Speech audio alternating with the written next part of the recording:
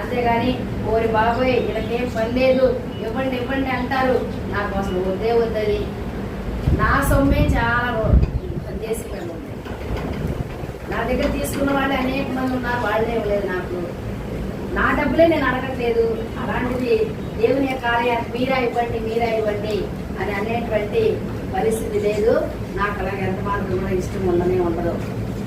సొలొమోను తాను దేవాలయం కట్టేటప్పుడు అనేక మందికి అంటే ఒకటే ప్రకటన చేశారు, ఆలయం నిర్మించాలని అనుకుంటున్నాం, మీ యొక్క హృదయంలో ప్రేరేపించిన దాని కొరకు తీసుకురండి అంటే వెండి బంగారము ఇత్తడి తీసుకుని వస్తుంటే అప్పో మిగిలిపోయి చాలు ఇక తేవద్దు మీరు తేవద్దు అని ప్రకటన చేసే వరకు కూడా తీసుకుని వచ్చినట్టుగా దేవుని యొక్క వాక్యం తెలియపరుస్తా ఉంది. ఈ రోజున కూడా కృతజ్ఞత అర్పణల పండగ కదా, కృతజ్ఞతతో నువ్వేం తీసుకొచ్చావు దేవుని యొక్క సన్నిధికి అనేటువంటిది ఇంపార్టెంట్. మన యొక్క అన్నిట్లో ప్రథమ ఫలములు దేవుని అయి ఉంటున్నాయి. ఎందుకు ఇది చేశారు అనేది చూసినట్లయితే మనకి హిందువుల్లో కూడా ఇది చేస్తారు. హిందువుల్లో ఎలా చేస్తారంటే సంక్రాంతి పండుగగా వాళ్ళు చేసుకుంటారు. కొత్త ధాన్యం అనేటువంటివి ఇంటికి వస్తున్నాయి అనేటువంటి ఆశతో వాళ్ళు చేసుకునే పండుగ కనిపిస్తుంది. ప్రథమ ఫలములు దేవునివి, నువ్వు కృతజ్ఞత అర్పించాలి. ఎందులో కృతజ్ఞత అర్పించాలి అని తెలియజేయబడతా ఉంది అంటే తెస్సలోనికి రాసినటువంటి మొదటి పత్రిక 5వ అధ్యాయం 16 నుంచి 18 వచనంలో రాయబడినటువంటి వీటిని కనుక మనం చూస్తే ప్రతి విషయంలోనూ కృతజ్ఞతాస్తుతులు చెల్లించండి, ఇలాగ చేయుట ఈ విషయంలో దేవుని యొక్క చిత్తమై ఉన్నది. ఆయన ఎందుకు ఏర్పాటు చేస్తున్నారంటే మనం ఎప్పుడు కూడా ఆయనకు కృతజ్ఞతాస్తుతులు చెల్లించాలి అని దేవుడు ఎంతగానో ఇష్టపడుతూ ఉన్నారు. మనం ఈ రోజు చదువుకున్నటువంటి కీర్తనల గ్రంథం 75వ సంకీర్తన మనం ధ్యానం చేసుకున్నాం కదా. ఆ 75వ సంకీర్తన మొదటి చరణంలో అక్కడే మనకు కనిపిస్తా ఉంది, దేవునికి మీరు కృతజ్ఞతాస్తుతులు చెల్లించండి. ఎలాగ చెల్లించాలి? యెహోవా ఆయన దయాళుడు, ఆయన కరుణా సంపన్నుడు, ఆయన దీర్ఘశాంతుడు, ఆయనకు మనం ఎప్పుడు కూడా కృతజ్ఞతలు చెల్లించబద్దులమై ఉంటున్నాం. 107వ సంకీర్తన మొదటి నుంచి కనుక మనం చూస్తే యెహోవా దయాళుడు, ఆయనకు కృతజ్ఞతాస్తుతులు చెల్లించండి అని చెప్పబడతా ఉంది. ఇంకా ఆయన కృప నిత్యముండును. దేవునికి స్తోత్రం. అందులో ఎక్కువగా ఏం కనిపిస్తుంది ఆయన సంకీర్తనలు అంటే దేవునికి కృతజ్ఞతాస్తుతులు చెల్లించడం అనేటువంటిది కనిపిస్తా ఉంటది. దినవృత్తాంతాలు మొదటి గ్రంథం 16వ అధ్యాయం 34వ వచనం నుంచి 36వ వచనం చూస్తే యెహోవా దయాళుడు, ఆయన నిరంతరము ఉండును, ఆయన స్తుతించండి. దేవా మా రక్షక, మమ్మల్ని రక్షించుము, మమ్మను చేర్చుకొనుము, మేము నీ పరిశుద్ధ నామమునకు కృతజ్ఞతాస్తుతులు చెల్లించినట్లు నిన్ను స్తుతించుచు అతిశయించున్నట్లు అన్యజనుల వశంలో నుండి మమ్మను విడిపించుము. ఏంటి? ఎప్పుడు కూడా ప్రతి విషయంలో కూడా దేవునికి కృతజ్ఞతాస్తుతులు చెల్లించడం అనేటువంటిది మనం చూస్తున్నాం.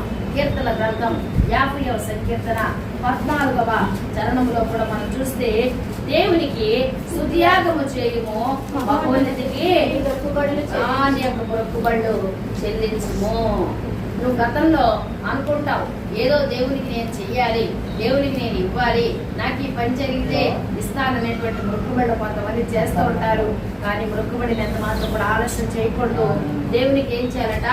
స్తుతియాగము చేసేటువంటి వారంగా ఉండాలి అని దేవుని యొక్క దివ్యవాక్యం తెలియజేస్తా ఉంది. మత్తయి సువార్త 13వ అధ్యాయం 16వ వచనం. మత్తయి సువార్త 13వ అధ్యాయం 16వ వచనంలో రాయబడినటువంటి ఒక మాట, అయితే మీ కన్నులు చూచుచున్నవి కనుక అవి ధన్యములైనవి, మీ చెవులు వినుచున్నవి కనుక అవి ధన్యములైనవి. అనేక ప్రవక్తల నీతి మంత్రులు మీరు చూసి వాటిని చూడగోరి చూడకపోయి, మీరు విని వాటిని వినకపోయిరని మీతో నిశ్చయంగా చెప్పుచున్నానని దేవుడు తెలియజేస్తా ఉన్నాడు. దేవునికి కృతజ్ఞతాస్తుతులు చెల్లించబద్దులమైంటున్నాం. ఎందుకంటే ఈ లోకాన్ని చూడలేక పుట్టి వాళ్ళు అనేక మంది ఉన్నారు. కానీ మనమైతే మన యొక్క నేత్రములతో చాలా చక్కగా చూడగలుగుతున్నాం. అందు నిమిత్తము దేవునికి కృతజ్ఞతాస్తుతులు చెల్లించబద్దులమైన ఈ యొక్క కళ్ళు దేవుని చూసేటువంటి కళ్ళుగా ఉన్నాయి. అలా లోకంలో ఉన్నటువంటి వారు దేవుడు ఎవరో తెలియక దేవుడిని చూడలేనటువంటి వారుగా ఉంటా ఉన్నారు.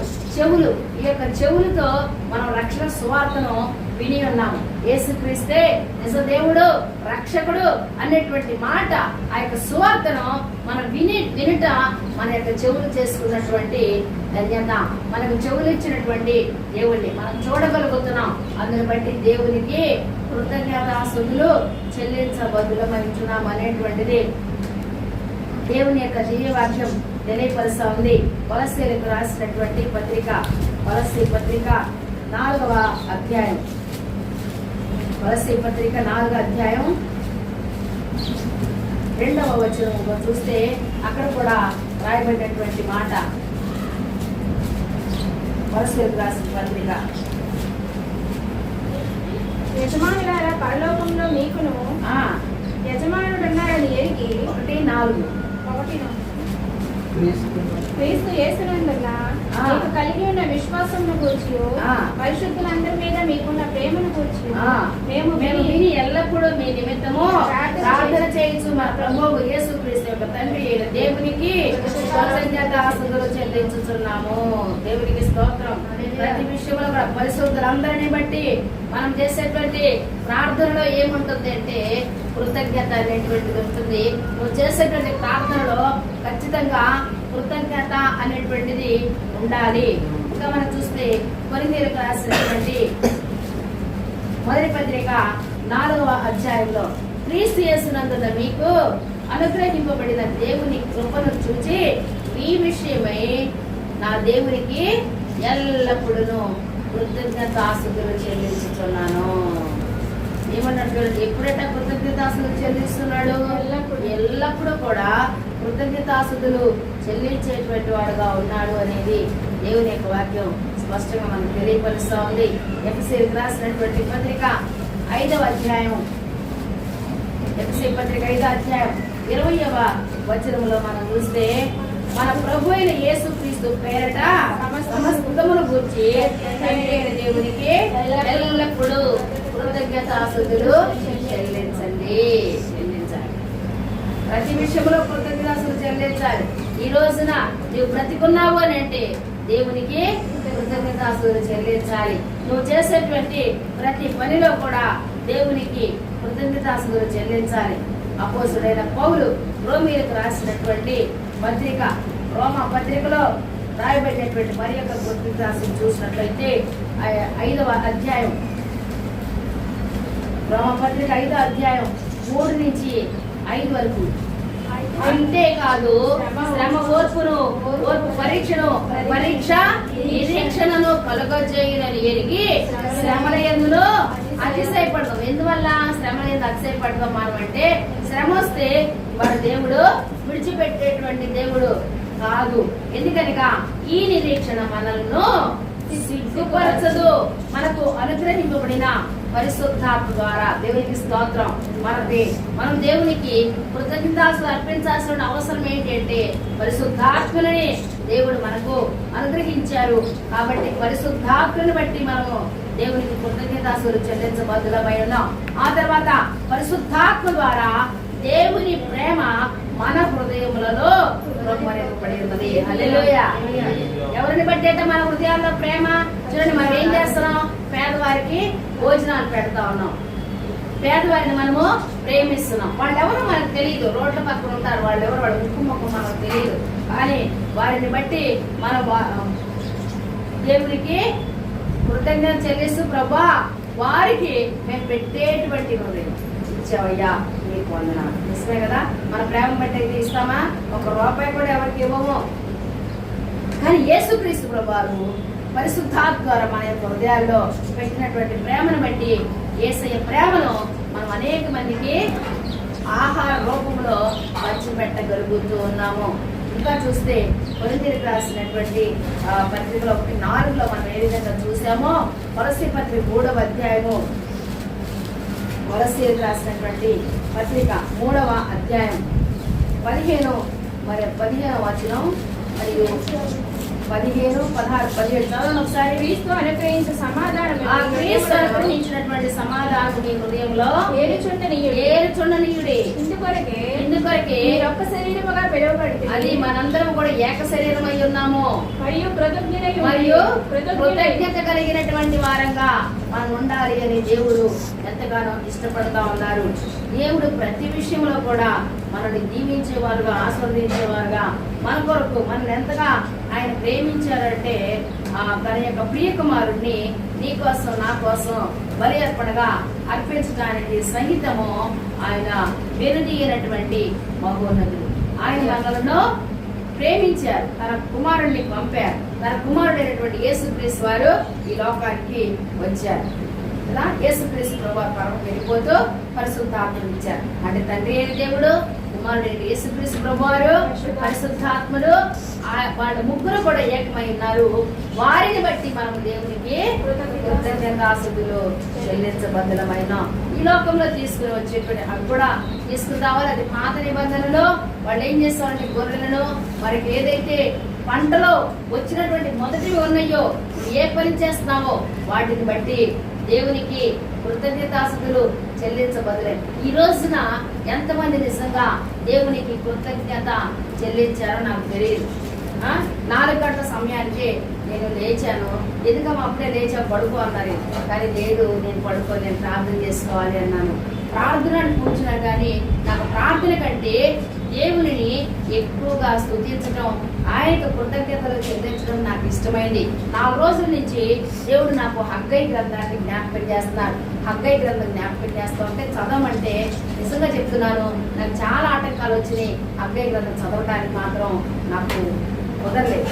నిన్న ఒక పాస్టర్ గారు హగ్గై గ్రంథాన్ని బోధించారు. ఏంటి దేవుడు నన్ను హగ్గై గ్రంథం చదువు అంటే ఈ పాస్టర్ గారు హగ్గై గ్రంథాన్ని బోధిస్తున్నారు అని అనుకున్నాను. కానీ ఆయన చెప్పినటువంటి ఆ యొక్క మాటల్లో ఏది కూడా దేవుడు నాతో మాట్లాడినట్టుగా నాకు అనిపించలేదు. ఎందుకంటే దేవుడు మాట్లాడితే మన హృదయానికి తెలిసిపోతుంది. లేదు, జరగలేదు. ఈ రోజున తెల్లవారుజాము లేచిన తర్వాత ప్రభువా నువ్వు హగ్గై గ్రంథం చదవమన్నావు కదా, ఎందుకు చదవమన్నా? నేను ఆయన చెప్పినటువంటి కూడా ఏంటి ఆ పాస్ గారు చెప్పిందంటే, ఈ మందిరం పాడై ఉన్నట్లుగా మీరు సరంబి వేసిన ఇళ్లలో నివసించుటకు ఇది సమయమా అనేటువంటి దాని మీద ఆ పాస్ గారు వాక్యం చెప్పారు. ఇది నాకు ఏమి అనిపించిందంటే, ఆ నిజమే ఆలయాన్ని బాగు చేసుకోవాల్సినటువంటి బాధ్యత మన మీద ఉన్నది అనేది. దేవునికి ఎప్పుడు కృతజ్ఞతలు చెల్లించాలి కదా. నేను మోకరించి అలాగా దేవునికి కృతజ్ఞతలు చెల్లిసిన మొట్టమొదటిగా ప్రభు, నేను నా తల్లి గర్భంలో పిండముగా రూపించింది నీవు, ఈ లోకంలో అన్ని పొందుకుంటుంది నీ వల్ల, కాబట్టి నీకు కృతజ్ఞతాస్తుతులు ప్రకటనగా చెల్లిస్తున్నాను. 2, యేసుక్రీస్తు ప్రభువారిని నా కోసం ఈ లోకానికి పంపించినందుకు మీకు స్తోత్రాలు చెల్లిస్తున్నాను. నన్ను ఈ విధంగా సర్వసత్యంలోకి నడిపిస్తున్నందుకు పరిశుద్ధాత్మని బట్టి మీకు కృతజ్ఞతాస్తుతులు చెల్లిస్తున్నాను. ఆ తర్వాత నా తల్లిదండ్రులను బట్టి మీకు కృతజ్ఞతాస్తుతులు చెల్లిస్తున్నాను. అదే విధంగా నాకు ఇచ్చిన అన్నదమ్ములు, అక్క చెల్లెళ్ళు, బంధువులు, మిత్రులు అందరి కొరకు కృతజ్ఞతలు చెల్లిస్తూ, తండ్రి నేను తల్లి గర్భంలో రూపించబడినటువంటి ఆ దినం వరకు నుండి ఈ దినం వరకు కూడా అనేక మంది నాకు సహాయం చేశారు. ఎంతో మంది ఉన్నారు. మనం రాయగలమా? ఎంతమందో రాయగలమా? నువ్వు కూర్చున్నావు కదా, ఆ కుర్చీ ఎవరో చేశారు. నువ్వు నెత్తి మీద తిరుగుతుంది కదా ఫ్యాను, అది ఎవరో చేశారు. కరెంట్ వర్క్ ఇంకొకరు చేశారు. స్విచ్ బోర్డు ఇంకెవరో చేశారు. ఎంతో మంది సహాయంతో మన యొక్క జీవితాలు ముందుకు సాగుతూ ఉన్నాయి. అప్పుడు నేను ప్రభువా, నేను ఎన్నో రోడ్లలో తిరుగుతున్నాను. ఆ యొక్క రోడ్లు వేయించబడటానికి ఎంతో మంది కష్టపడి పనిచేశారు. ఆ కూలి అందరిని బట్టి కూడా నీకు కృతజ్ఞతాస్తుతులు నేను చెల్లిస్తున్నాను అని ఇలాగా ఒక్కొక్కరిని బట్టి దేవుడు జ్ఞాపకం చేస్తున్నటువంటి వాటన్నింటిని బట్టి నేను కృతజ్ఞతాస్తుతులు ఆయనకి చెల్లిస్తూ ఉంటే నా కళ్ళ వెంట దారుగా నీరు పాడుతూ ఉన్నాయి. ఎందుకంటే ఏడవట్లేదు, కానీ నేను చాలా సంతోషిస్తా ఉన్నాను. నాకు ఎంతో సంతోషం అనిపిస్తుంది. ప్రభా, ఇలాంటి వాళ్ళందరి కొరకు నేను ఇప్పుడు కూడా మరి వారి కొరకు ప్రార్థన చేయలేదు, వాడి కొరకు కృతజ్ఞతాస్తుతులు నేను చెల్లించలేదు. అందుకే నేను చెప్తాను, నీ ఇంట్లోకి ఏ వస్తువు వచ్చినా కూడా ఆ యొక్క వస్తువుని బట్టి దేవునికి కృతజ్ఞతాస్తుతులు చెల్లించాలి. ప్రభా, ఈ వస్తువు వచ్చింది, దీని వెనక ఎంతమంది కష్టం ఉందో కదా. ఎవరో తయారు చేశారు, ఎవరో తీసుకొచ్చి మన ఇంట్లో పెట్టారు. ఎంతమంది కష్టమైతే ఉందో వారందరినీ కూడా దీవించండి అని ప్రార్థన చేసినటువంటి బాధ్యత ఉంది. వారిని బట్టి దేవునికి కృతజ్ఞతలు చెల్లించాల్సినటువంటి ఆవశ్యకత ఉన్నది. నేను వాటిని ముగించేస్తున్నాను. హగ్గై గ్రంథంలో దేవుడు నాతో మాట్లాడినటువంటి మాటను మీతో పంచుకుని మీకు కూడా ఈ యొక్క వాగ్దానాన్ని ఇవ్వాలని ఆశపడుతున్నాను. ఎందుకంటే కేవలం నేను జీవించబడటమే కాదు, నేను వాగ్దానం పొందుకోవడమే కాదు, మీరు కూడా పొందుకోవాలని ఆశపడుతూ ఉన్నాను. హగ్గై గ్రంథం 2వ అధ్యాయం 19వ వచనం. పొట్టలో ధాన్యం ఉన్నదా? ద్రాక్ష చెట్లైనను, అంజూరపు చెట్లైనను, దానిమ్మ చెట్లైనను, ఒలివ చెట్లైనను వలింపకపోయింది కదా. ఎలా ఉంది ఇప్పటి వరకు నీ జీవితం? జీవితం ఎట్లుంది? నీ యొక్క జీవితంలో ఇదిగో నీ యొక్క గృహములో ఇదిగో లేమికెళ్ళినటువంటి పరిస్థితి రా. కొన్నిసార్లు బియ్యం లేనటువంటి పరిస్థితి, ఆహార పదార్థాలు లేనటువంటి పరిస్థితి. పొట్టలో ధాన్యం ఉన్నదా? వస్తున్న మార్పు. రెండవది, ద్రాక్ష చెట్లైనను, అంజూరపు చెట్లైనను, దానిమ్మలైనను, ఒలివల చెట్లైనను ఫలింపకపోయినా 128వ సంకీర్తనలు అంటాడు, నీ యొక్క భార్య ఫలించు ద్రాక్షవల్లి. నీ భార్య ఎలా ఉంది? నీ భార్యని బట్టి దేవునికి కృతజ్ఞతలు చెల్లిస్తున్నావా? నీ భర్తను బట్టి నీవు కృతజ్ఞతలు చెల్లిస్తున్నావా? నీకు ఇచ్చినటువంటి బిడ్డలను బట్టి దేవునికి కృతజ్ఞత చెల్లించగలుగుతున్నావా? ఒకవేళ నీ ఇంట్లో ఏమీ లేదు, లేకపోయినా అయ్యా నీకు స్తోత్రమని దేవునికి కృతజ్ఞతలు చెల్లించగలుగుతున్నావా? అది ఇక్కడ అడుగుతున్నాడు. ఇంతవరకు ఏమీ లేదు, చూసుకుంటే ఇంతవరకు ఏమీ లేదు. కొన్నిసార్లు ఇబ్బందులు పడ్డావు, నువ్వు డబ్బులు లేక ఇబ్బంది పడ్డావు. కొన్నిసార్లు పండగ వేళల్లో బట్టలు లేక బాధపడ్డావు. నీ పిల్లలకి పుట్టించలేకపోయినా బాధపడ్డావు. నీ పిల్లలకి సరైనటువంటి భోజనం పెట్టలేకపోతున్నాను అని నువ్వు బాధపడ్డావు. కానీ ఈ యొక్క కృతజ్ఞత అర్పణల పండగ రోజు నువ్వేం చేస్తావా అని దేవుడు నీ వైపు చూడట్లేదు. కానీ నీకున్నటువంటి స్థితిని బట్టి నీ యొక్క హృదయ అంతరంగంలో నుండి దేవునికి కృతజ్ఞత చెల్లించగలుగుతున్నావా అనేది చూస్తా ఉన్నాడు. మనం శరీర సంబంధం కాదు, ఆత్మ సంబంధం. లోకానుసారమైనటువంటి వారు కాదు, మన కంటికి కనబడేటువంటివి చూసి ఆనందించేటువంటి వారంగా మనం ఉండ వీరలేదు. మనం క్రీస్తుని అంగీకరించినటువంటి వారము, మనం ఆత్మ సంబంధులము. కాబట్టి ఆత్మ సంబంధమైనటువంటి సంగతుల మీద మనం లక్ష్యం ఉంచవలసినటువంటి వారంగా ఉన్నాము. మనం ఒకరోజు క్రైస్తవులం కాదు, మనం నిత్య క్రైస్తవులం. నీకు ఎప్పుడైనా సరే ప్రతిసారి మీరు చేస్తారు కదా, చాలా సార్లు గుప్పిళ్లతో బియ్యం తీసుకుని వస్తారు కదా, అది ఎంత ఆశీర్వాదమో తెలుసా? నువ్వు గుప్పిళ్లతో తీసేటువంటి బియ్యం నువ్వు నీ గుప్పిలితో తీస్తుంటే ఆయన తన గుప్పిలి విప్పి నేను పోషిస్తాడు. హల్లెలూయా కదా. నాకు అందుకే మీరు ఎవరైనా గుప్పిళ్లతో బియ్యం చేస్తే నేనేం ప్రార్థన చేస్తాను తెలుసా? ప్రభువా, ఇందులో ఎన్ని బియ్యపు గింజలు అయితే ఉన్నాయో నువ్వు లెక్కబెట్టి తెచ్చావా? లెక్కబడి తెచ్చావు ఎన్ని బియ్యపు గింజలు? కానీ ఆ బియ్యపు గింజలు ఎన్నో దేవునికి తెలుసు. లెక్క ఆయన దగ్గర ఉంది. ఆ బియ్యపు గింజలు లెక్క కూడా ఆయన తెలుసు. అంటాను, ప్రభా ఈ బియ్యపు గింజలు ఎన్నైతే ఉన్నాయో అన్ని బియ్యపు గింజల యొక్క అన్ని ఆశీర్వాదాలు కూడా మా పిల్లలకి అడుగుతాను. ఏం కలిగి ఉన్నా ఏదైనా ఈ జీవితంలో ప్రథమ ఫలము దేవునికి ఇచ్చి చూడు. నీ ఇంట్లోకి వచ్చిన దాంట్లో నుంచి ప్రథమ ఫలము దేవునికి ఇచ్చి చూడు. నీ పుట్టినటువంటి పిల్లల్లో ప్రథమ ఫలము దేవునికి ఇచ్చి చూడు. నీ దీవెన ఆశీర్వాదము ఎలా ఉంటుందో. మనం ఏం చేస్తామంటే దేవుడు ఇచ్చినటువంటివి దేవునికి ఇవ్వడానికి ఇష్టపడం. మనం దేవునికి ఇచ్చేవారు కూడా. ఇప్పుడు చెప్తున్నాడు దేవుడు కదా, అన్నాడు ఆయన కదా, మాట్లాడుతున్నాడండి నీతో నాతో దేవుడు. పొట్లలో ధాన్యం ఉన్నదా? ద్రాక్ష చెట్లైనను, అంజూరపు చెట్లైనను, దానిమ్మ చెట్లైనను, ఒలీవల చెట్లైనను ఫలింపకపోయింది కదా. ఓ నా ప్రియ బిడ్డ, నా జీవితంలో ఇంతవరకు ఫలం లేదు, ఫలితం లేదు, అభివృద్ధి లేదు, నాకు ఏంటి ఈ జీవితం అనుకుంటున్నావు కదా. అయితే ఆయన అంటున్నాడు, అయితే ఇది మొదలుకొని నేను మిమ్మల్ని ఆశీర్వదించబోతున్నాను. ఆమేన్. ఇది మొదలుకొని గుర్తుపెట్టుకోవాలి. ఇది మొదలుకొని ఎప్పుడైనా దేవుని యొక్క వాగ్దానం వస్తే ఈ యొక్క దక్షిణ హస్తాన్ని పెట్టి అయ్యా ఈ యొక్క వాగ్దానం నా పట్ల నెరవేరిందాక, ఈ యొక్క వాగ్దానాన్ని నేను స్వీకరిస్తున్నాను. పళ్ళెంలో నీకు ఏదైతే పెడతారో దాన్ని నువ్వు తిన్నప్పుడే నీ శరీరం అది పనిచేస్తుంది.